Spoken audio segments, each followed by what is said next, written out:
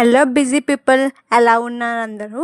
Mythology ప్రకారం ఎన్నెన్నో ఉంటాయి. అలాంటి వాటిలో ఒకటి మైథాలజీ ప్రకారం దేవుడి హుండీలో ఎన్ని రూపాయలు వేస్తే ఏం జరుగుతుందో తెలుసా?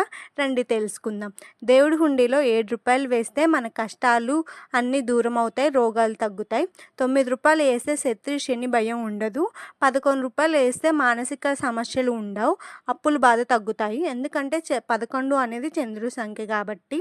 12 రూపాయలు హుండీలో వేయడం వల్ల కుటుంబ సభ్యులతో చాలా సంతోషంగా ఉంటాము.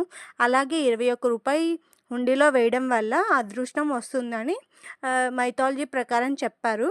బట్ మెయిన్ రీజన్ ఏంటంటే, నేను చూసిన దాని ప్రకారం చాణక్యుడు దీన్ని ఇంట్రడ్యూస్ చేశారంట.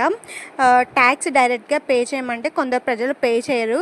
సో ఇలా హుండీ ఇంట్రడ్యూస్ చేస్తే దేవుడి మీద భక్తితో హుండీలో మనీ వేస్తారని చెప్పి ఇంట్రడ్యూస్ చేశారంట. ఏది కరెక్టో మీరే కామెంట్ సెక్షన్లో చెప్పేయండి. Thank you.